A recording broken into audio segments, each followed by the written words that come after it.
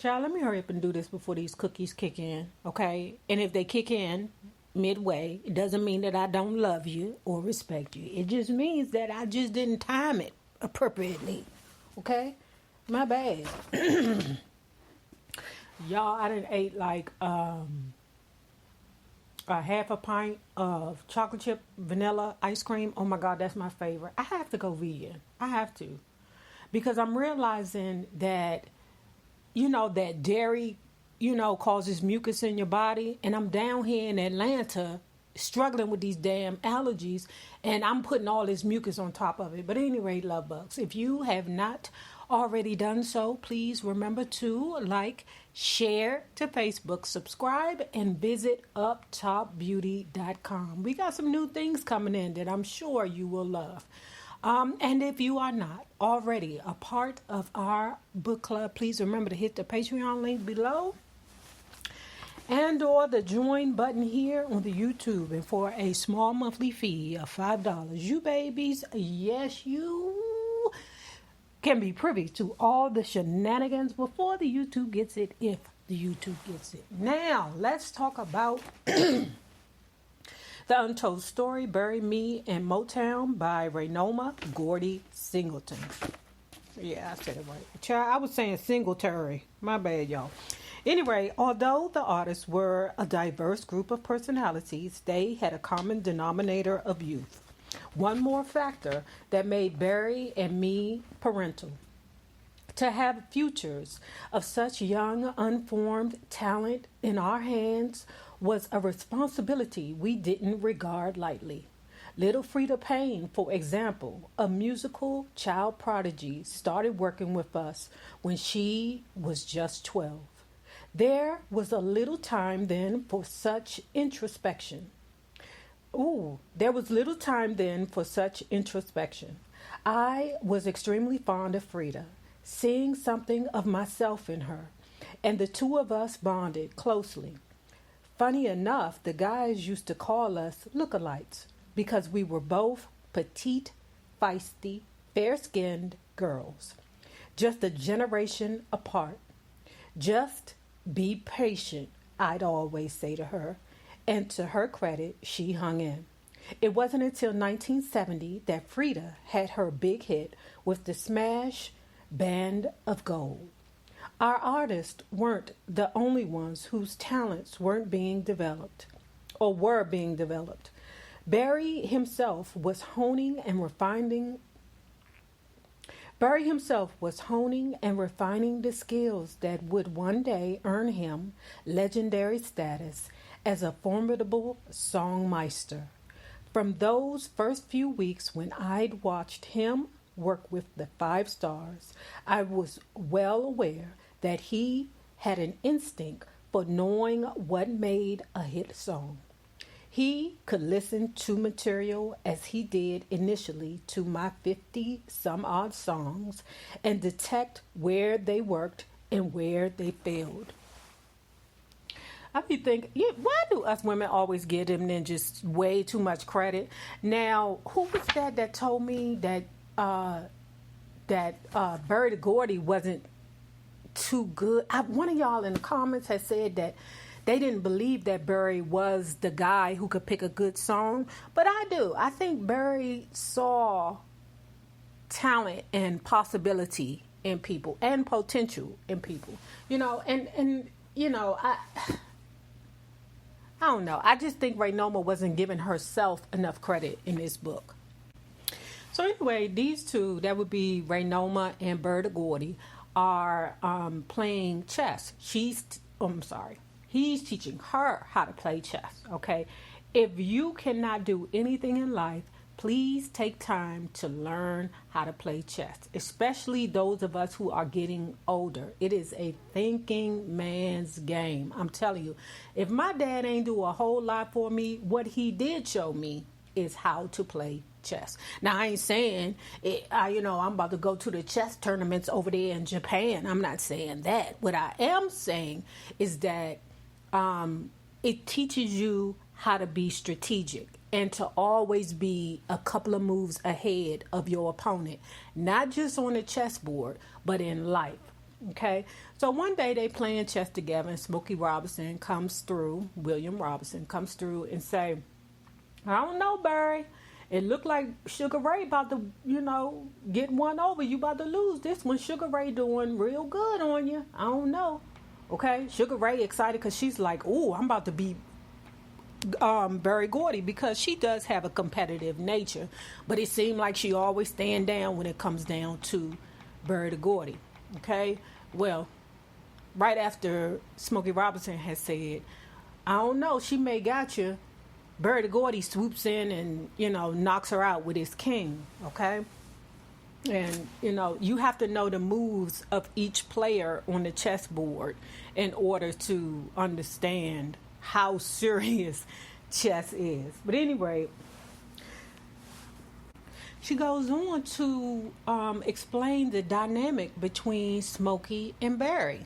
Okay, what she said was that before Smokey got with Barry, he was still an outstanding writer, but with the collaboration between Barry and Smokey, the music or the piece of work that they could be working on together became dynamic. Okay, so they had a good relationship and working relationship from the beginning. That may explain why Smokey Robinson and Barry Gordy are best friends. Okay, Raynoma is like, I had a good working relationship with Smokey too, but you know what be blowing me sometimes? I know it's a man code, but I be like, damn, me and you are friends too, Smokey. We're all in this initially together.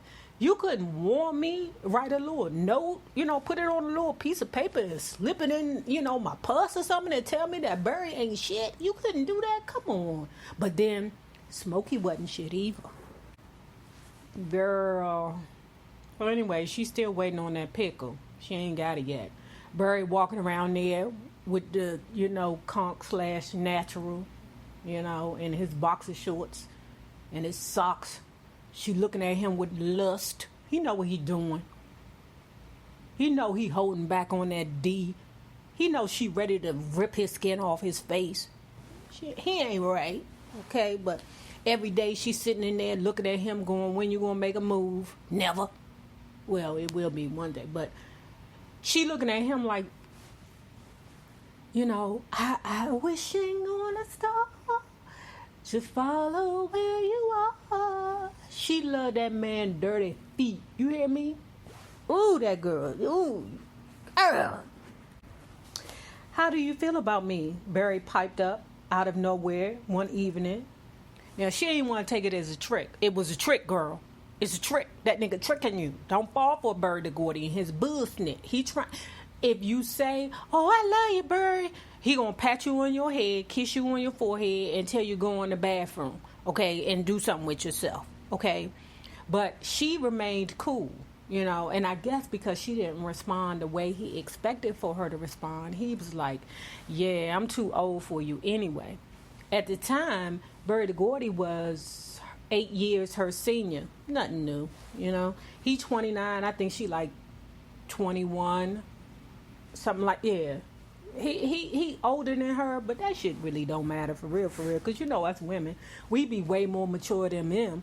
Anyway, 13, 14 years old, our mama is grooming us to be women, okay, if you got a mammy like mine.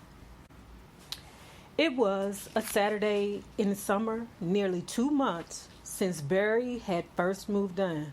Girl, you waiting on that pickle, ain't you? What a luxury not to have any work left over from the week. Damn, I thought, scrambling the eggs. Now I don't have anything to distract me.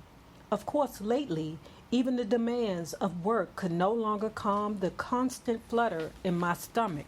Okay, because she's looking at him, in his boxers and socks, wondering when she gonna get the D.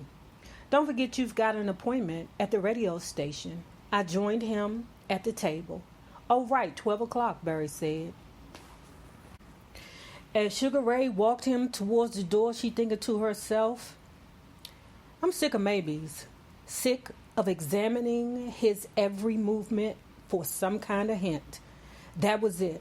No more. I refused to notice how he paused with his hand on the doorknob, or how he was turning back to me, or that strange way he was looking at me. He stepped towards me. Oh, wait, hold on, let me go back. Maybe something was wrong. I opened my mouth to ask, and before I could, he stepped towards me, took me in his arms, and put his lips to mine. I pulled away in surprise. In disbelief, he brought my body close to his, and we were kissing, slowly and lightly at first. What incredible heat! Then deeper and forever this kiss became. My pulse was his pulse. My mouth, lips, and tongue blended with his. After an eternity, he simply broke from the embrace, smiled at me for a brief second, then he was gone. I collapsed against the door, shut my eyes, and tried to persevere for all the time, every iota of what just happened. Ooh, child, have y'all ever had a moment in time?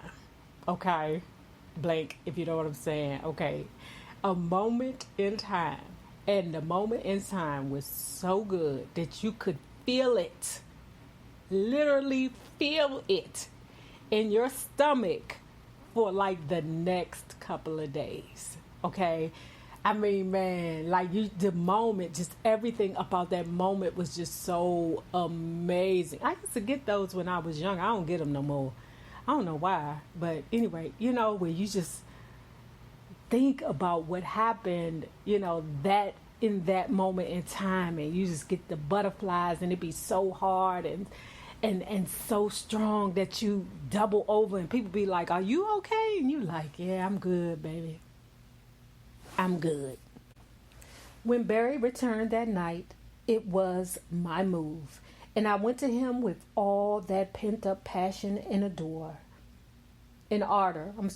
Our lovemaking was like our music making, respectful and admiring, fun and clumsy and playful, laughter and sighs. I don't know if I want that.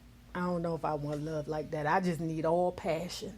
You got the D, Raynoma. What you gonna do now, girl? Now, like I said, remember, Smokey is good friends. Raynoma's family is bonding with Gordy's family, and they're starting to have outings together because Motown is coming together. Now Motown is, well, not Motown, but pre-Motown. Well, they're still Rayber, okay, but pre-Motown, they are all, creating bonds between each other in the family. And let me say something, ladies. Let me tell you the biggest goop of them all.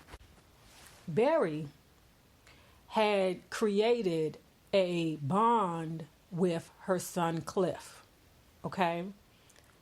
Man, that is the great goop, y'all. I don't have kids, but it's something about women when they have sons also and they're not with the baby father. It's so important to them that the men in their life, I'm talking, and so, I am giving some lessons today. And this cookie is cooking in. But anyway, women are so headstrong on the men that they have and their sons having such good relationships. Because I find that a lot of times women be like, and he's good with the kids, blah, blah, blah. That's very important. But you got to also remember that sometimes that can be a part of the great goop. Her son and Barry bonded so well that they started looking alike, okay? More alike, right? Even Barry was to the point where he was like, "Don't he look like me?" Saying this to, Sugar Ray's mother, okay? And that's all a part of the game. That's all a part. I'm not saying that his feelings for the son was not genuine. What I'm saying, that's part of the things that make us women fall in love with the men when the men have great relationships with our children. Okay. Now you bitches need to pay attention when the new ninja have a good relationship with the daughter. Pay attention. I ain't, insinuating nothing. I'm just telling you hoes to pay attention. This is pointless, I said. I was furious, having just witnessed another of Nat Turnpole's power plays. I'd had it. These jerks act like you're a piece of dirt. You have to bow and scrape to get money. That's yours. It's stupid. We're the ones with the talent. We've already proven ourselves. And now it's true to play ball. Wait a minute. We've already proven ourselves. And now it's time to play ball with the big boys. Our product was getting out. We had quite a few licensing deals with different record companies. Thanks to Barry and his schmoozing with industry representatives, we weren't going unnoticed. Eddie Menser of Aladdin Records and George Goldner of End were helpful. It was End, in fact, that released The Miracles Got a Job. Barry also had an amicable working relationship with Leonard and Phil Chess, who were based in Chicago and who also distributed End. Eddie Holland, still developing his career as a singer, recorded some songs he'd started when I first met him. You, Little Miss Ruby, and Betrayed Heart. Even my group, the Teen Queens, qualified for a release with From This Day Forward, the first legit recording of my written efforts. The services that Ray Burr offered and the acumen of our talent stable were definitely now visible in Detroit. So why, I reasoned, should we continue to give Nat Turnpole and Jackie Wilson our best material, all for their benefit? So at this point, y'all, I'm definitely going to say that Sugar Ray is so responsible for the making of Motown. I really do feel like this should be a movie. I do. What do y'all feel? I feel like this should be a movie because she was definitely the inspiration. Now, I'm not going to say that she was not, or that she was the reason that, Motown became great. What I'm saying is she was definitely the platform that catapulted Motown into greatness. Now, this is the scenario, okay? And if I was Sugar Ray, I would be the same way, okay? So Nat Turnpole came over the house, She's standing at the door. She opens the door. Hey, Nat, what's up? He, gives her, what's up, girl? Because to Nat Turnpole, she's not the man. So although she is a driving force behind Ray Burr Writing Company, I think that's what it is. Yeah, Ray Burr Writing Company, she's still not acknowledged, okay? Gordy is in the bedroom reading the paper, chilling. You got some of the acts in the living room. It was the Teen Queens and the Satin Tones, okay? They're all there working on their music. Turnpole act like he didn't want to say hi to them. He just wanted to speak to Barry. That's it. So you coming in my house, this is my house. I know this is Ray Burr music, but I'm the one that paid the rent around this motherfucker. You better acknowledge me, bitch. Okay? And then we got my artists there. They speak to you, and you barely want to nod your head to talk to them. Now, she goes into the room, like I said, to, tell Barry, your nigga here, go out there and talk to him, okay? But upon returning to the living room, I noticed an uncomfortable silence. Hands in pockets, tapping his feet impatiently. Nat was surveying the crowd with an indifferent eye. Hey, I tried to be friendly. Let me introduce you to everyone. Folks, This is Nat Tarnpole, Jackie Wilson's manager. This is Brian Holland, Sonny Sanders, Marlon Nero, ... To each, Nat merely raised his chin, and before I was 2/3 of the way through, the introductions were heard. We heard the bedroom door open and close. Nat turned immediately from the group, dismissing those who were still unnamed. You see this nigga? As soon as he opened the door, or as soon as Barry the Gordy opened the door, he was like, I really don't have time for you. None of y'all matter anyway. That's what that said to me. You don't even take time to, listen to something that could be potential or greet something that could be potential. Is this nigga crazy? So once him and Barry had their conversation, or once they was done with the conversation, Nat just left. He ain't cared nothing about the rest of the people that he didn't meet yet. He didn't care. He just left. Deuces, okay? I let loose. Nat and Jackie were living the high life, and here we was, the man I loved, all twisted up in knots. Time to play ball with the big boys, I said, and I meant it. We aren't some mom and pop fly-by-night operation. Barry was silent, staring down at his feet, still rubbing those temples, not bothering to defend Nat or Jackie. He finally said, I know. Thus began a series of discussions in which Barry and I examined all the starting and maintaining a record label would entail. With the clarity of hindsight, I see that we didn't have a clue about the magnitude of we didn't have the magnitude of our undertaking. We were in essence taking a wild stab in the dark. We understood that distribution, actually placing the records in the store, could make or break us. We were also aware of the importance of radio play, but we knew that owning the label would give us creative and financial control. It would take the right song, the right artist, the right audience, all the right time. It was dumb luck that we really needed, something that could not be planned. The stage was set. Barry and I were about to play the biggest chess game of our lives. Enter Marv Johnson. We got lucky. Marv came over and we rehearsed his song, Come to Me. Barry reviewed the lyrics and I arranged the backing vocals. Musically, it wasn't complicated. 50s doo-wop. A few days later, listening to the playback of the demo we cut at home, Barry said, yeah. Marvin said, yeah.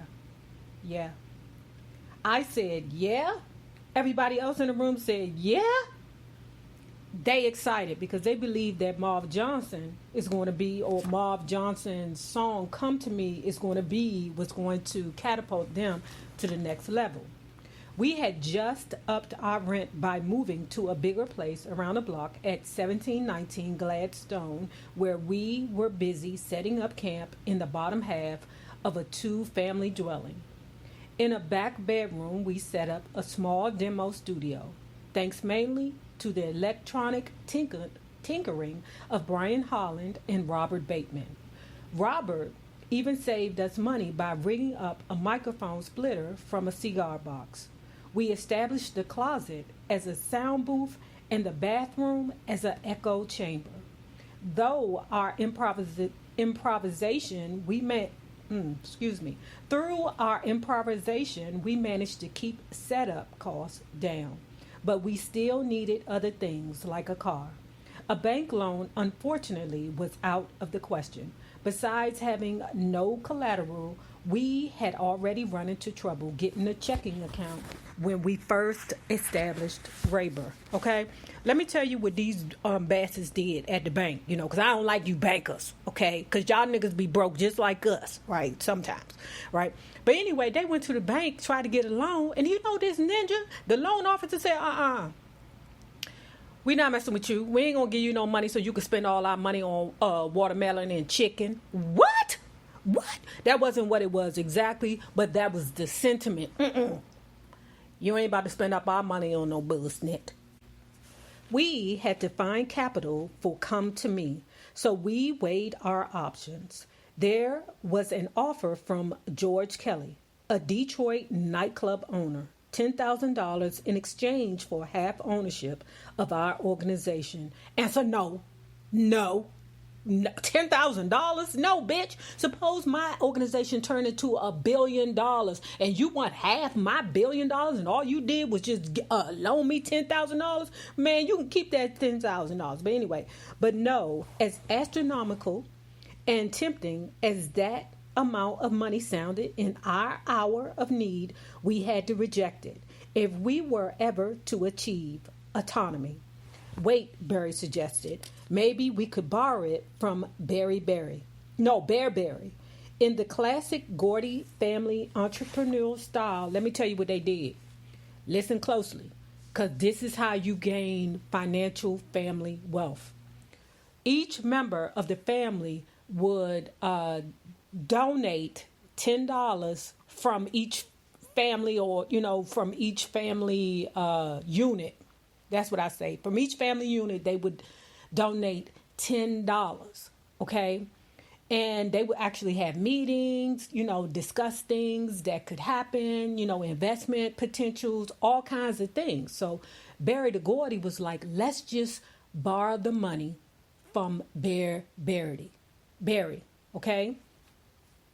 She not even thinking, girl, now you putting the Barrys in control of something that you put a lot into, girl. You trust this nigga too much. But like I said, we can't be mad at Sugar Ray for doing the things she's done, because so many of us set ourselves up for disaster when we put so much into a man, and in our hearts we're thinking we're supporting him.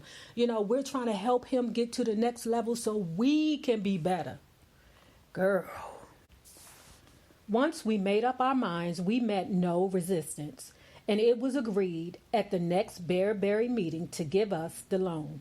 Before I could stop to catch my breath, all the plans had been completed, and I was standing in a sizable studio at United Soul. Come to Me and its flip side, Whisper, Marv's song as well, were recorded in one day of work that flew by without a hitch. Not one of us realized that we had just traced the outlines of what would later be identified as signature Motown. I was going to go out of my mind. It was Tuesday afternoon, and Barry had been in New York since Monday for a meeting with the United Artists record label. Round about midnight, I heard the front door open and close. Running into the hallway, I asked, well, $3,000. $3,000 is what they gave us. Barry the Gordy, had took that advance money. Does it say 3,000? Yeah, 3,000. Barry the Gordy took that advance money and took it to the bank, or the check to the bank, and cashed it out in small bills so that he could make it rain on Raynoma. I said, damn. She said it was like a shower of money. I get the effect. But I'm like, damn, niggas been making it rain since then? Dang. But my child, my wife one time had somebody, child, she cashed that shit down into $5 bills. Girl, it took us all year to get rid of them small bills, okay? But anyway, they're both very happy because they got an advancement for their first project, $3,000. And then there was icing on the cake. I retained local distribution rights, he announced. We can put this song out on our label in the Michigan area. I thought Barry was going to cry. Our own label. You hear that, Ray? Our own label. The label on which we released Marv Johnson, Come to Me, in January of 1959 was christened Tamla Records. Tam came from the song Tammy, as Barry's tribute to the popular Debbie Reynolds music. Is that the one? Tammy, Tammy's in love. I think that's it. That's one of my favorite movies, old time music, as Barry's tribute to Debbie Reynolds, the movie. So there you go again. You're making it about him. What about you? What did you want, Raynoma? What did you want? But she's still in her 20s. My God, baby. And the law was added to avoid copyright infringement. To some, it may have seemed inappropriate to name a sound that was rooted in black soul in honor of a pop song and a white teenage girl. Yeah, I think that's Tammy, Tammy's in love. That's a movie, y'all. I'm not tripping. So anyway, in January of 1959, I went to the city county building in downtown Detroit to pick up registration papers again. Barry and I were now establishing 2 more partnerships. While we filed legally for Tamla Records, we also registered our publishing company, Jobat Music, named with affection for Barry's 3 kids, Joe, Barry, and Terry. What about your baby? What about yours? It couldn't have been called Cliff Jobat? You couldn't have named the baby Jobat Cliff? What about your baby? Oh my God, why do we do this? I was barely 22 years old when we signed the papers. I had known Barry less than a year, and I was 3 months pregnant with his child. Now, if you have not already done so, please remember to like, share to Facebook, and subscribe, because it is so important to our success here on the YouTube. Now remember this, the same people that you meet on the way up will always be the same people that you meet on the way down. Naysayers, patron loves, bellas, all of you, mwah, mwah, get vaccinated.